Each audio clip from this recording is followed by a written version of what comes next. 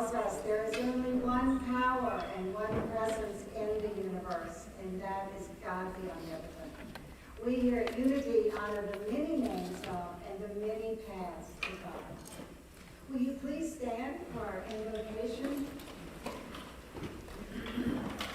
We are now in the presence of pure being and immersed in the Holy Spirit of life, love, and wisdom. We acknowledge thy presence and thy power, O blessed Spirit. In thy divine wisdom, now erase our mortal limitations, and from thy pure substance of love, bring into manifestation our world according to thy perfect law. And our Lord's Prayer, Our Father, who art in heaven, hallowed be thy name. Thy kingdom come, thy will be done, on earth as it is in heaven. Give us this day our daily bread, and forgive us our trespasses, as we forgive those who trespass against us. And lead us not into temptation, but deliver us from evil.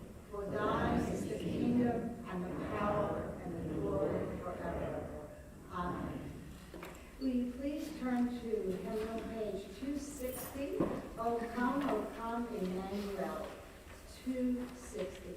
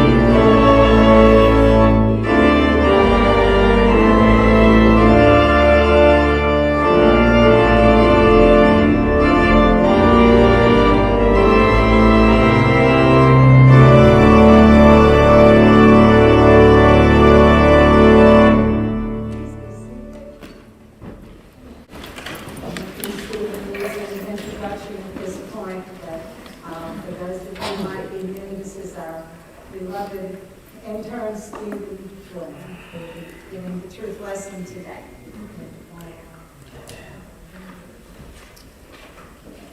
Thank you, Reverend Beth. Good morning. Good morning. All right. How's everybody doing? Good. All right. Okay. So, to get creative, when I'm putting together my talks, and I really like to touch on the elements of humanity that we're dealing with, that we're expressing, and that we are moving towards. And I had a great opportunity to do that as far as with Advent, and with the season of Advent. Now we're beginning this new season of Advent. And right now, this Sunday, we're celebrating the virtue of hope in Advent. Now, hope is closely aligned with faith. Very closely aligned with faith. Hope is like a vision. It's like you want to see this, but it hasn't yet appeared yet. And so we have faith that it will come to fruition, that it will manifest. Now, hope and faith really don't have the meaning if you're not up against something, if you're not going through something. That's when it's like forgiveness. Forgiveness, if you're not going through something, forgiveness kind of loses its meaning. If you've already let go of all of your burdens and stuff like that, forgiveness is still there, but there's no use for it. There's no use for it at that point. So, hope and faith are still there, but if you're not going through anything, there's really, no use for it pretty much at that point. However, there's always some use for hope and faith as far as in the human condition. And that's what this talk is about today. So this morning we're going on a journey to Bethlehem, a hope in the east. And, when thinking about a journey towards Bethlehem, I'm sure you're probably thinking that I'm going to talk about the birth of Jesus. But this is our story. This is our story. This is about the coming of the Christ in us. Okay, Jesus was here, he taught, and this is about the Christ being birthed in us. And I'm not going to talk necessarily about Jesus, but I'm going to talk about another who was born in Bethlehem. I'm going to talk about David, King David, in the Old Testament. Now, King David was like a forerunner of the Christ, if you will. Before 2,000 years ago, King David was pretty much the Christ of the Old Testament Hebrews. He was their Christ. Now, Jesus then came along, and he stood upon the shoulders of his ancestors, of King David and others before him. And so then he was able to express something new. Well, it's the same thing with us. Jesus came here 2,000 years ago, but now we are standing upon those shoulders now. And we are going to bring forth a new expression, a greater expression of the realization of the Christ. That's right. That's coming through you. That's coming through me. We stand upon the shoulders of our ancestors. We're not going to repeat the same thing that Jesus did. We're going to repeat even greater. That's what Jesus said. These things I do, you too can do, and more. And greater. That's what he meant. He didn't expect you to just do what he did, or less. It's about continuing. That's the nature of life. It's a continual unfolding, a continual evolution. There is no I have finally arrived in life. So just wait there. Let me just let you know that. There is no I finally got it now, and that's it. No. There's always another step. There's always another journey. There's always another plateau to reach. And Spirit is constantly preparing us for this.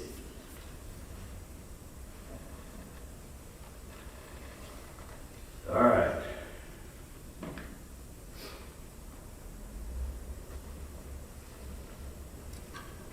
So in the book of Psalms, chapter 23, verses 1 through 6, this is an affirmation of David's. This is what he used to face those fearful situations. Remember, we're not talking about a literal translation of the Bible. We're not. Okay? I mean, if you want to believe it is, I'm not here to go against your belief system. But the Bible was written to help us in the things that we are going to experience in life. And so the stories in the Bible are meant to teach us lessons, teach us ways as far as how to overcome in life so we can get to that next level. In Psalms, chapter 23, verses 1 through 6, it reads, "The Lord is my shepherd, I shall not want. He makes me lie down in green pastures. He leads me beside still waters. He restores my soul. He leads me in the right paths for his name's sake. Even though I walk through the darkest valley, I fear no evil, for you are with me. Your rod and your staff, they comfort me. You prepare a table before me in the presence of my adversaries. You anoint my head with oil. My cup overflows.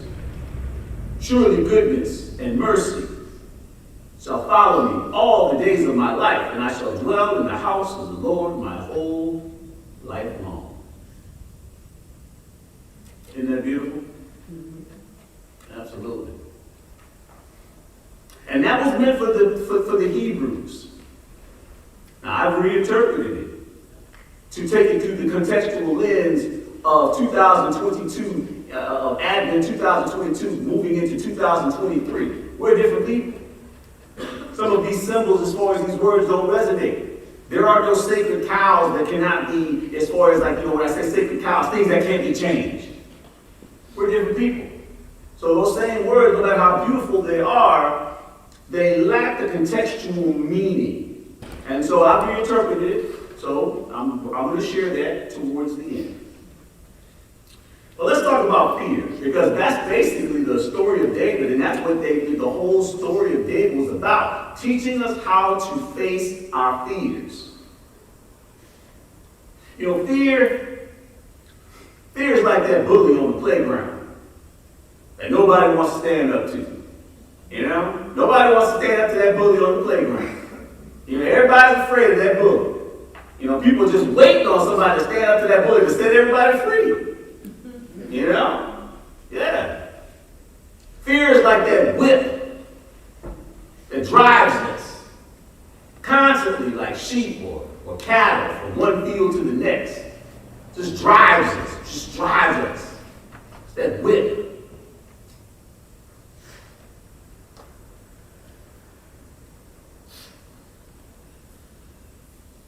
The acronym for fear, I'm sure you've all heard it, false evidence appearing real.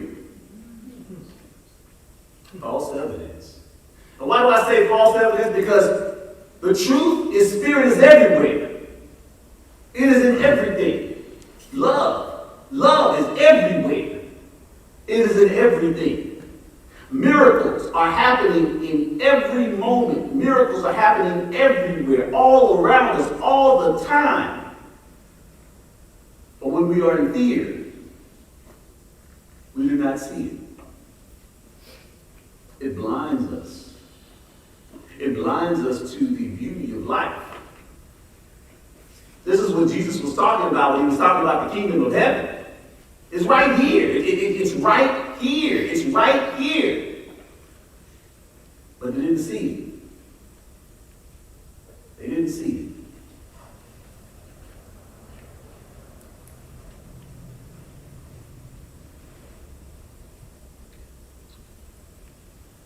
So I'm going to get right down to it. Now, those of you all who experienced my talks before, I like to peel back the veil and let you know what's really going on in the background. I like to remove all the mystery. My hope is that we can take the teeth out of this line. So we can turn it into a big old kitten. Would you be running from a kitten? Would you be running from field to field if it was a kitten chasing you? So my hope is to change your perception of fear so that it is not becoming the God in your life. Because the truth of you would have you put no gods before yourself. The truth of you would have you put no gods before your higher self. So that's what we're going to do. So why do we experience fear? Well, the part of the brain that is most responsible is the amygdala. The amygdala. Okay? Now, the amygdala served a very important function 20,000, 30,000, 40, 50,000 years ago. You know, it helped to keep our species alive. You know, it would search the environment for predators. You know, it was naturally suspicious. You know, it would keep us on high alert.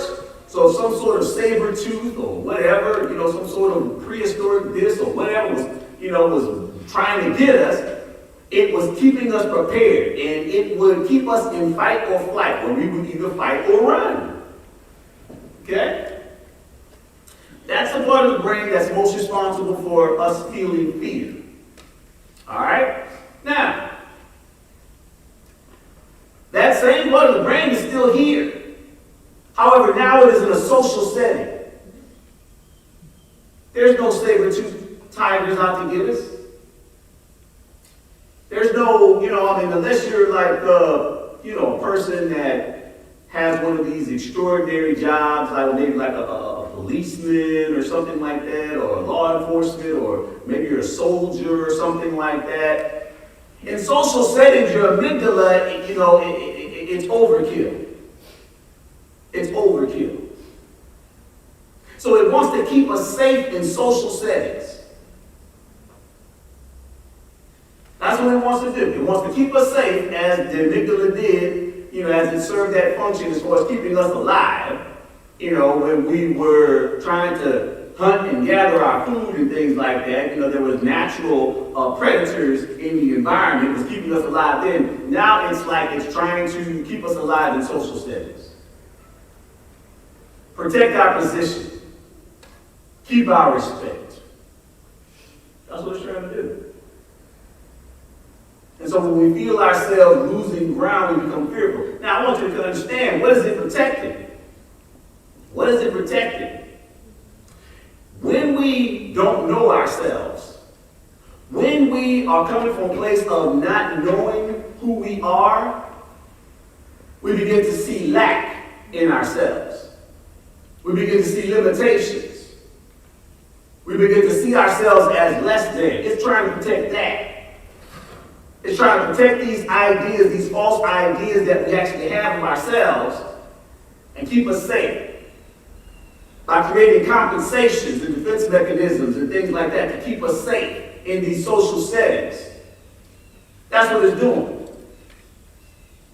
So in these social settings, as we begin to experience this continual feeling of being lack, we begin to experience a wounded type of consciousness. And let me tell you something, that does not mean anything is wrong with anyone, okay? Everyone, to a greater or lesser degree, is somewhat wounded. Everyone is dealing with feelings of not being enough. Everyone. Welcome to humanity. That is our testing agent. That is what we are attempting to grow through as people. And so I'm not even about to demonize fear. I'm not about to sit up here and say that fear is anything bad. Fear has beautiful lessons to teach us. Beautiful lessons to teach us. All things in the universe work together for our highest good, even our fears. Nothing can move out of alignment with that. Nothing, no matter what it is, can work out of alignment with the number one principle of the universe. So even fear has a purpose. Fear serves a purpose. That's right. But the choice is us. It can either drive you here and there, always on the run, or you can turn around and face it and learn from it and grow from it and become an enhanced version of yourself, a new you. That's what the whole story of King David was about. One challenge after another that he faced, from Goliath to all sorts of, and Saul and all sorts of other things, he continued to face his fears. That's what the whole moral of that story is. Greatness comes through facing our fears, not running from it.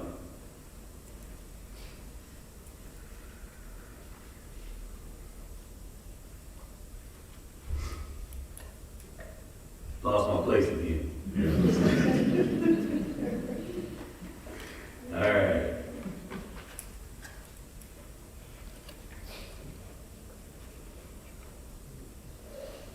So I'm going to expound a little bit on wounded personality. So when we get wounded, we begin to have a lower tolerance for the natural flow of life. Our tolerance for the flow of life goes down. And we begin to prescribe things. We begin to prescribe how things are supposed to be. So we can feel good. So we can be happy. And we prescribe these things to situations, to circumstances, and to people. And so see, the thing about that, see, what we're not understanding is when we do that, we actually lock ourselves in to it having to be this particular way. Because as soon as there's a deviation out of this particular way that we have decreed that it's supposed to be, that it should be this way, or it's supposed to be that way, and as soon as it deviates out of that, we get upset. There's a problem here. I'm not happy. I'm not upset because this person did that. They're not supposed to do that. They're supposed to do their job. They're supposed to whatever. So we miss out on what we can learn from that moment because we have a prescribed idea of how it's really supposed to play out. Like we're the director, like the dictator or whatever. Like, no, stop this, cut. No, what you're supposed to do is, yeah. And that's what we do. We're a bunch of directors. We really need to, think about changing our professions to be a movie director or something like that. We just want everything to go the way we want it to go. But life does not work that way. Life is a natural flow. It is freely expressing. And yes, there is an upwardly mobile expression. Yes, we are gradually raising our frequency as far as expressing. But no one has a right to tell you how to express, just like you do not have a right to tell anyone else how to express. Can you imagine if love was that way? Can you imagine if love was so conditional like that? Can you imagine that? I'd be in trouble. Me. So we're being called by Spirit to be more like our authentic self. You see, our authentic self doesn't need things to be a certain way. Its safety is not based on things being a certain way. It loves regardless. It expresses love regardless. It understands that, hey, you know something? Sometimes people wake up on the wrong side of the bed. That's it. This person didn't say good morning to me. Well, it's okay. There's nothing wrong with this person not saying good morning. There's nothing wrong with this person doing this. Listen, my source is spirit. Okay? My source is spirit. Therefore, since the source of my abundance is spirit, I depend on no individual person, no situation, no circumstance to be a particular way. It will all express for my highest good in the end. Why? Because I know spirit. That's faith. I said I wasn't going to talk about Jesus, but at the same time, when Jesus was sleeping in the boat, and it was storming, and his disciples, he was sleeping in the storm, and they were like, hey, wake up, hey! He knew it was going to be okay. That's what that story was about. He knew it was going to be okay. But they didn't know it was going to be okay. So he calmed the storm for them. This is what I'm talking about. There's going to be storms. There's going to be things that are going to happen in life. But there are also going to be lessons in these things that happen in life, lessons that are going to teach us beautiful realizations. And when we are caught up in how things have to be, we're going to miss all of that. And that's just going to take us down fear-filled paths of how people are against us. And situations and circumstances are stacked up against us. In truth, things are always working for us. They're always working for us. Always working for us.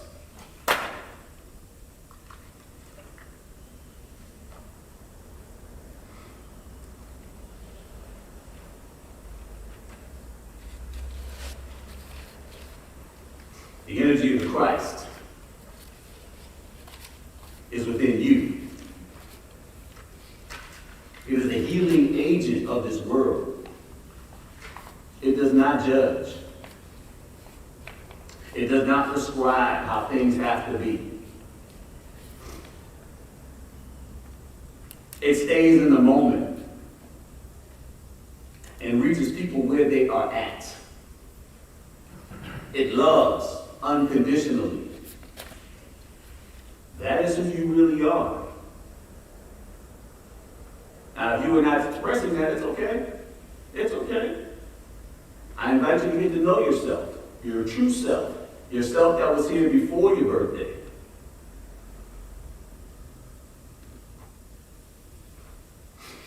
So, I don't talk about situations without giving solutions. You know I don't do that. So, $1 million question is, we're in Advent now, how do we bring forth the Christ in us? And, maybe we don't want to wait a whole long time to start really bringing forth a realization of the Christ. I mean, the Christ is already there, but if you don't see it, if you're not experiencing it, I'm going to show you how. I'm going to show you how.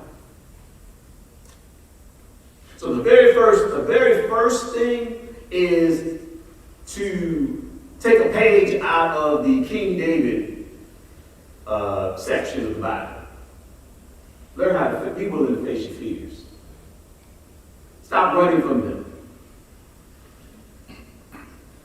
Stop hiding from them. Stop bypassing them. Stop pretending like they don't exist. Turn around and face them. Now what happens when you do that whatever it was, that goes to say that lion begins to shrink into a kitten. That monster begins to transform into a harmless, innocent baby. Whatever it is, your fear is still a part of you. It is part of what you made. And there is a lesson in it, and it is a beautiful lesson. You will realize that it is not true. And you are going to feel beautiful because you are going to see who you really are. You are going to see how you've been deceiving yourself with this fear.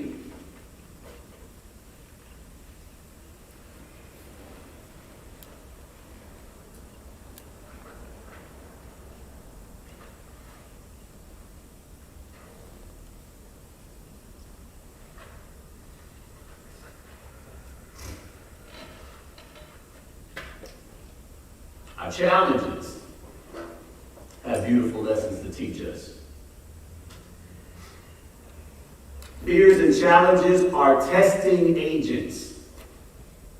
They're like pop quizzes. They're tests that happen. And we get these testing agents all the time. Now, we always have a choice. We can respond in anger because we didn't want this. This is not what they were supposed to do. I'm getting kind of hot in here.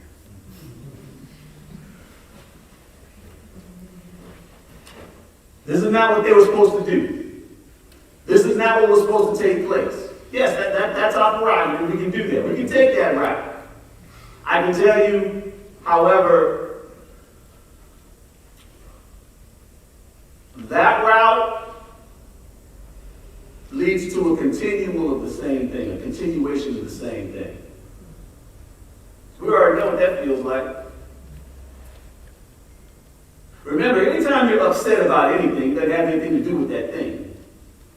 Doesn't have anything to do with that person.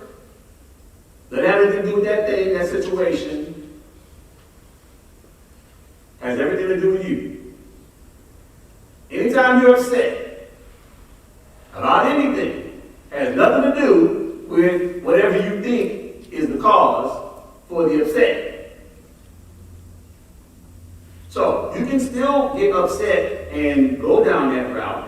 That's fine. Okay? Give away your power. Just give it all away if you want. Okay? But you can claim that power. You can claim it. You can realize the originator, where the source of the upset is coming from. Not that person who's not doing what you want them to do. No. They're free to express. Just like you're free to express.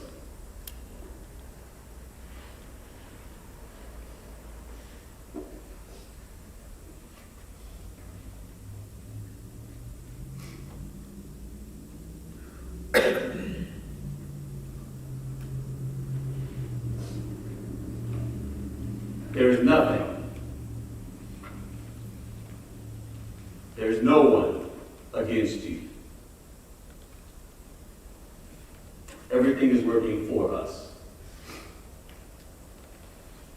The universe is conspiring for us. Spirit is merely preparing us for something that is a little bit further down the road. And the personality just can't see. I read this quote once before, I'm going to read it again. Eric Butterworth. And, I've been quoting a lot of Butterworth lately, and it's not just because I'm partial to Butterworth, to be honest with you, but he just has written a lot of things that seem to coincide with my talks these days, So, the whole universe is on your side. Life is forever biased on the side of healing, on the side of overcoming, on the side of success. When you get yourself centered in the universal flow, you become synchronized with the divine bias, with this divine bias for good. So, how else? Okay, I've already said one, be willing to face our fears, and I've already talked about point by point what happens. The next thing is be willing to create the space within us for free expression. This is so important. You see, because we don't realize when we attempt to prescribe things to people, situations, and event, that we're coming from a way of seeing because we ourselves are locked in to certain ways, and we ourselves are not really expressing freely and authentically, so we think that nobody else should. Now, this is a subliminal type of thing. I invite you to go within. Misery loves company. We are free thinking and expressing beings. Life does not have a ascribed way of expressing. Ask scientists that study life, that study organisms and stuff like that. They always find out something new. Even when they think we got it there. We got it. We know. They always throw them a curveball. But you didn't know this. And you didn't know that. And so they continue, and so they realize that life is just its own thing. It's meant to just express. It's not meant to be put in boxes. It's not meant to follow certain particular rules and stuff like that. It's not meant to do that. And neither are you. You know why? Because you are life. Spirit is life. That is the part of you that existed before you were named and had a birthday and stuff like that. You were one with life. And there was no particular thing that you had to do. Would we make God a slave? Would we make spirit a slave? No.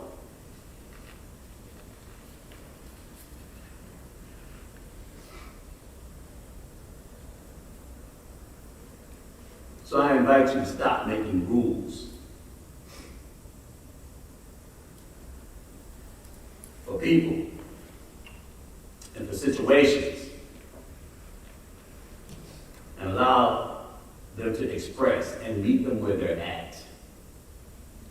Because there's beautiful things that you'll learn about a person when you don't have a particular way for them to be. There's beautiful things you can learn about a situation when you're not trying to be a director as far as how it has to play out.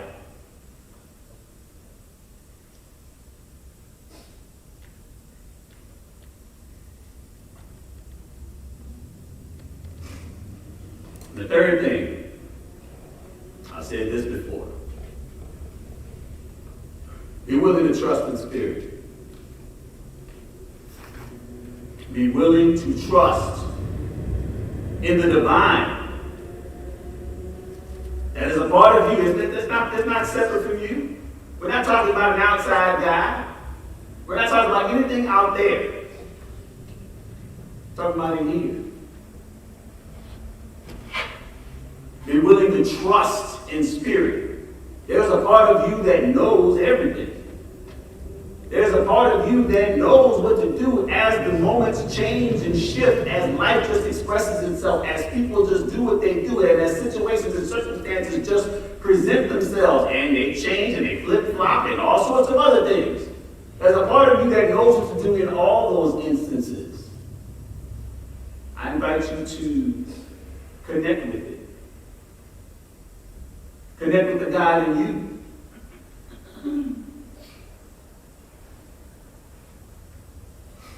You know, I learned about these things that I'm teaching this morning about a year ago. And I needed to generate some extra money. I'm a full-time student, so I needed to generate some extra revenue. So I got the idea, say, I think I'm going to rent out some rooms. Yeah. See, I'm that type of person. I'm like, hey, let's just go ahead and try it. I'm not going to sit up there and just, and second guess. And let's just try it. If it doesn't work, it doesn't work. Let's try it. Let's see. I would rather try and it doesn't work out than to not try and never have tried at all. I want to know what's going to happen. Let's try it. Okay, let's go down a couple of rooms. So I did. And it's worked out, it started working out pretty good, Getting regular income was helping me pay my bills and things like that, paying car note and things like that. And then one day, my housekeeper sent me an email. My housekeeper will come every month. And she sent me a text message. And she said that she was going out of the country for a month. About a month or a month and a half. Okay. Now, about 3 weeks into this, one of my tenants, he sent me a text message saying, hey, what's going on with the housekeeper? So I said, well, the housekeeper is on vacation. Okay. Well, we're supposed to have housekeeping services here. Okay, now, I never said that was a guarantee or anything like that. That was just like something that I was doing, but at the same time, that wasn't like in any lease agreement. But at the same time, this tenant, hey, from their truth, this is what I was supposed to be doing. Okay. So, I let my ego get in the way, when the person said that they were going to deduct from the rent, they were going to get a housekeeper and deduct that fee from the rent. I was like, oh, no, you're not. Okay. All right. So it just, I don't have to talk about everything else. It just continued to devolve from there. Until it got to the point where I said to Tay, said, you gotta get out of here. Okay, so now I'm going through the eviction process. Okay, so, I was able to get the eviction and then they appealed it. So now I'm going through the appeals process. Yeah, I'm going through all of this right now. You want to see, Stephen? You want to see it? Let's just find out, and hey, that's okay. So, but I found myself getting upset with this person. I found myself not experiencing my usual level of peace. I found myself angry at this person,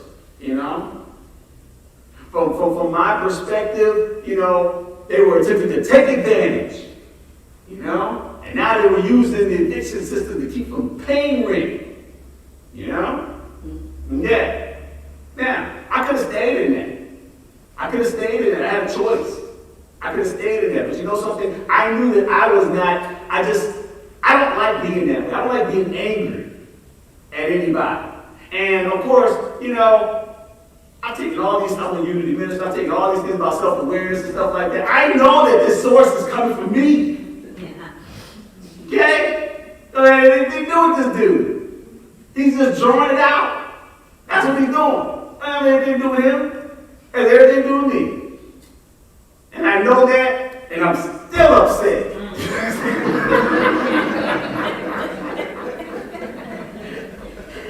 Okay. So, I said, I got to try something. So I began to think of one thing.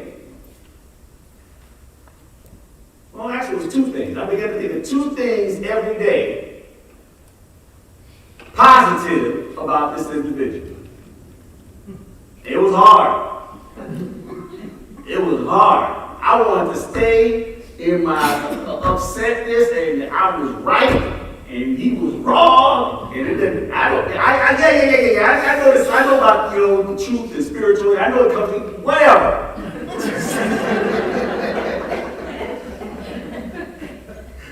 Okay, so I began to do this slowly but surely, and I began to think about more and more positive things. Now, at first I had to stretch. I had to really stretch, I was like, well, I guess he drives a nice truck. It was hard. Over time, I began to experience a slight change of attitude towards him. And so, and then I reached out to Spirit. I said, Spirit, help me. Now, this was that morning, around 9 o'clock that morning or something like that, maybe 10 o'clock that morning, when I reached out to Spirit one morning. Spirit, I'm not used to being upset with people. That's just not me. That's not what I do. I don't like to carry that kind of stuff. I don't like that kind of energy. It throws off. I don't like that. Help me. I knew about that too. Hey, go to Spirit. It's something that you just can't, it's just too hard. Go to Spirit. Spirit, I need help. I need help. I'm running out of things to say about this person.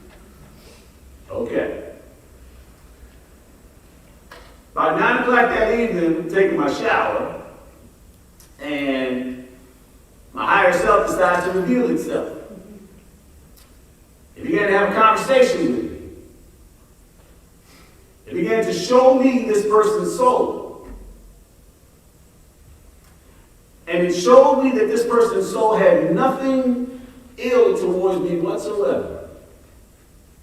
I could see and feel the illumination from this person's soul, just like I could see and feel my own illumination from my soul. I could see it.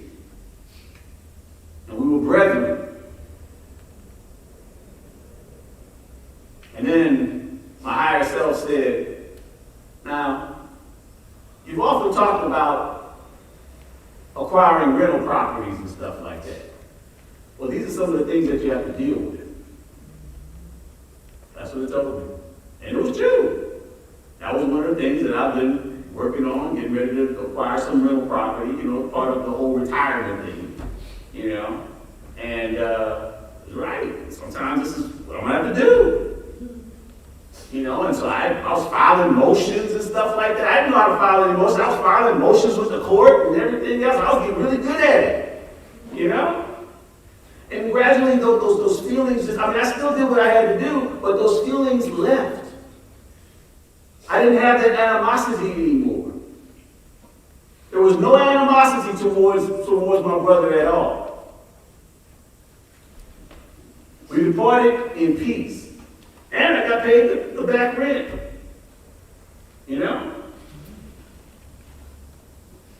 But it wasn't until I finally decided to relinquish and let that hostility go. My source is spirit, not a renter, not a room that I'm renting. That's my source. My source is spirit. Maybe you're going through something at your job or something like that. Your source is spirit, not your job, not your co-workers. Your source is spirit. I said I was going to read the Psalm of David to you in closing. Back to the Psalm, chapter 23, verses 1 through 6. I affirm spirit as my guide and my source. Therefore, I experience no lack.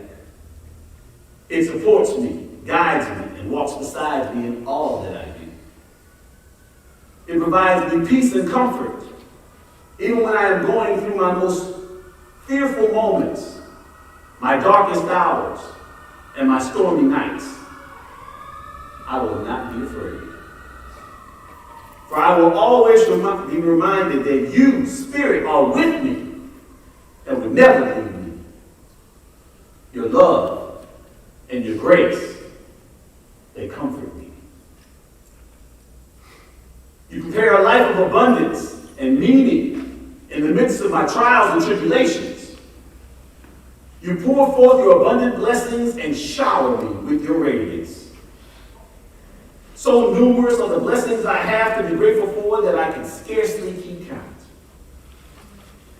Surely a meaningful life is my inheritance, and it shall follow me as I share all the goodness and grace with my brothers and sisters that I have received through beloved spirits. And I shall dwell in this heavenly consciousness, the kingdom of heaven, forever. So brothers and sisters, this Advent season, be willing to create the space within you for expressing your highest nature, your Christ nature. Thank you.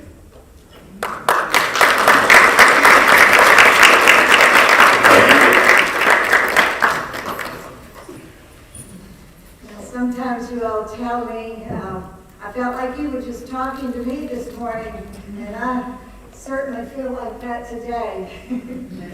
That was pretty amazing. Would you please stand and sing hymn number 129, Infinite Wisdom Guides My Way, 129.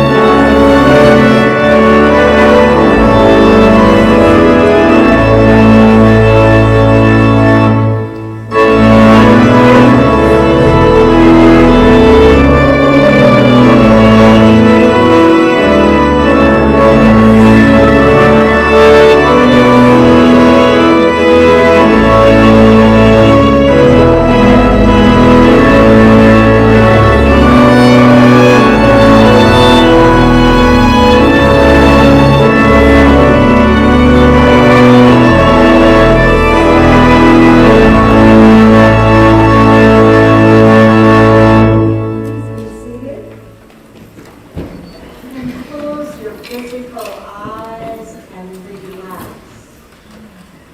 Relax. This is a holy time in our service where we completely retreat from the relative plane and go within and commune with the absolute in prayer and meditation. We let all earthly worries, thoughts, and issues go and become one with the divine source of all.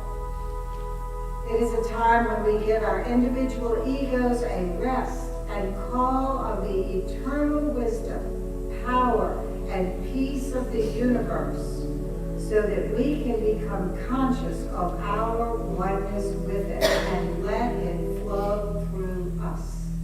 We let nothing come between us and this state of God presence. Will you rest for a moment in the silence of prayer?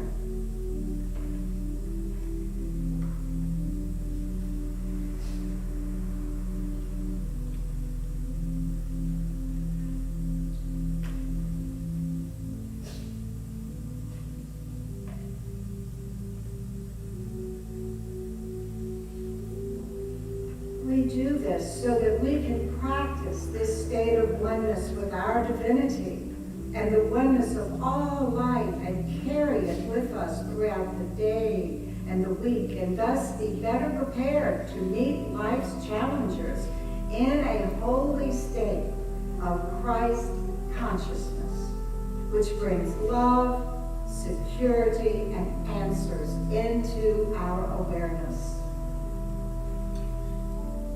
Breathe deeply and be aware of your breath, the breath that you share with all creatures in your oneness with them. Relax your feet, which share the ground with all creatures. Relax your arms, your legs, your face, all which carry the DNA and resonate with the same energy that animates all creatures. You are one with it all. Release everything now into God's perfect care and keeping. God is here. Let go and let God.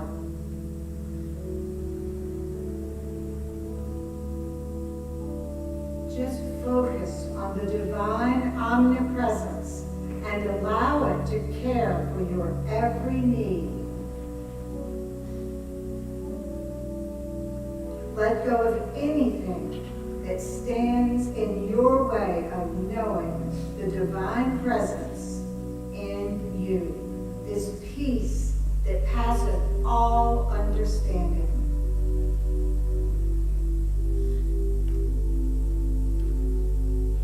As we rest in the presence of God, let us spiritually continue our inner journey toward developing our Christ consciousness. Imagine a beautiful setting, maybe a sunrise, one that calls uniquely to your soul, one of your choosing. As you look out over this setting, a new day is breaking for you spiritually in your life. You are seeing glimpses of the higher levels of spirituality that are possible. Maybe you notice the sun, which is a symbol of God, as it lifts itself over the horizon. You feel its warmth fill your being. In the glory of this moment, you let this light of God enfold you. And something begins to stir and rise within your own soul. A small point of light rising out of the darkness of fear or doubt is ever growing larger, growing ever more radiant as its rays reach every part of your soul. This precious divine light is filled with life, and it fills your soul. This precious light of the Christ is filled with love, and it now fills your soul and body and being. Feel the serenity of this divine energy that pervades the entire universe as it pervades you. Let go and let God. Ask that you be allowed to see everything differently with Christ's vision.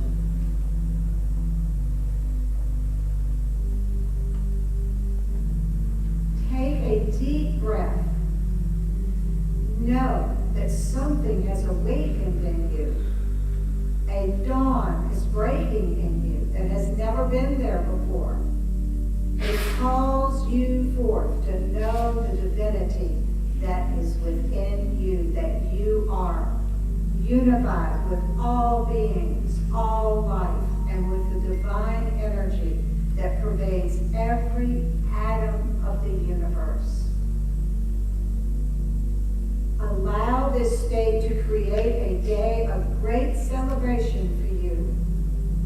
It is right and good to celebrate in your renewed awareness of who you are, the Christ consciousness, and to be aware of the miraculous possibilities that accompany this state.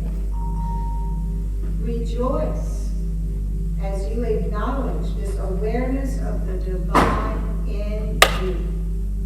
Feel the spirit of life that is with you, filling you with the promise of a new and better life, new and better things to come. Be grateful that you have so much to look forward to, so many joys to experience.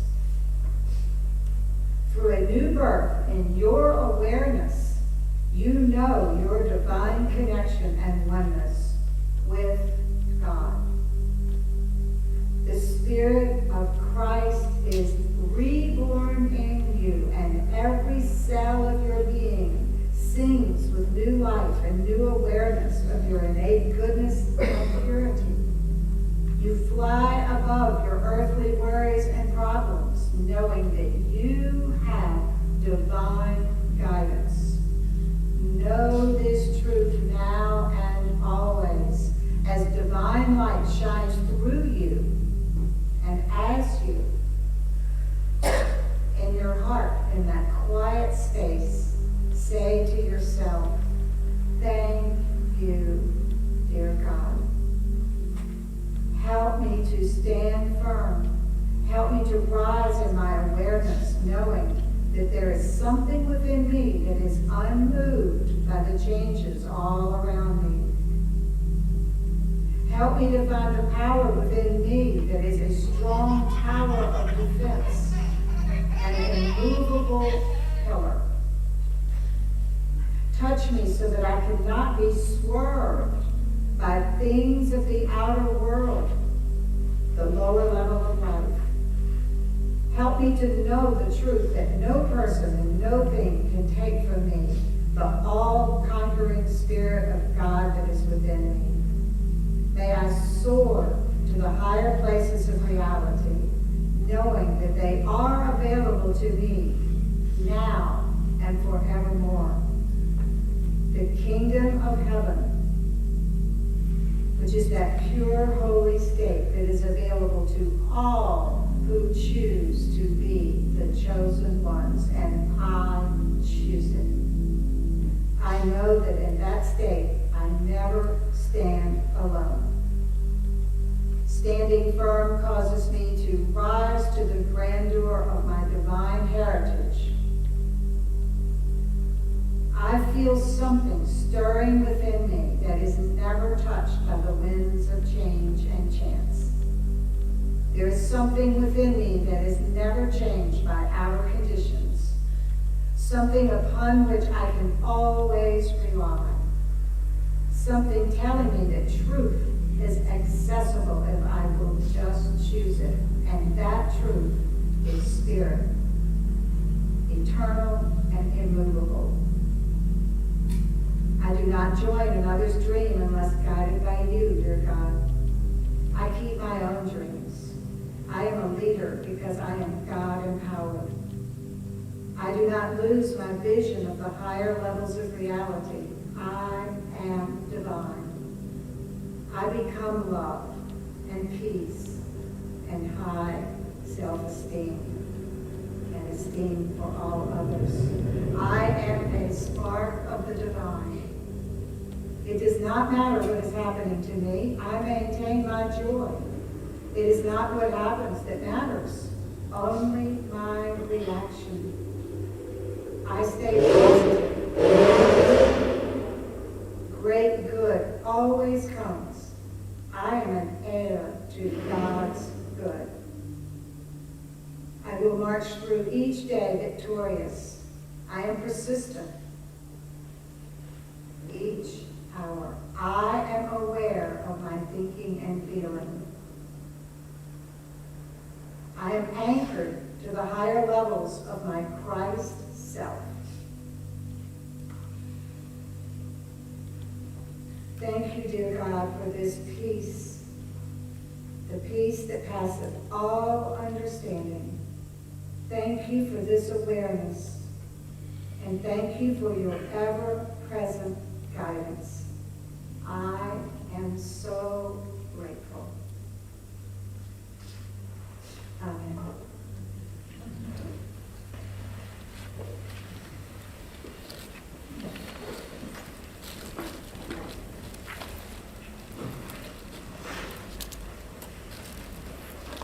Shall we bless our offering together? Divine love flowing through me, blesses and multiplies all that I have, all that I give, and all that I receive.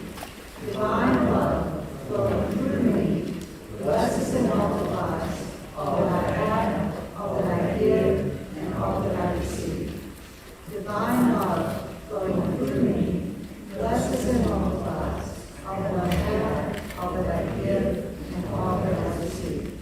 In the name of the Father, in the name of the Son, in the name of the Holy Spirit, it is so now.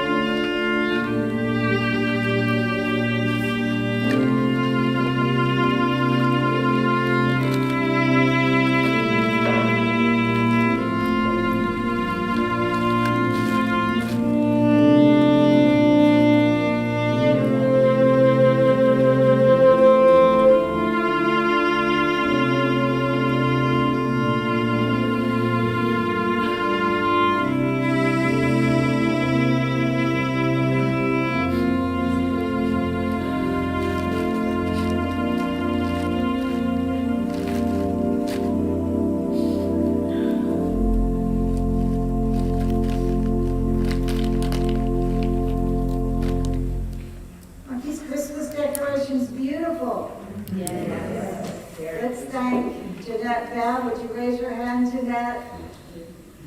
And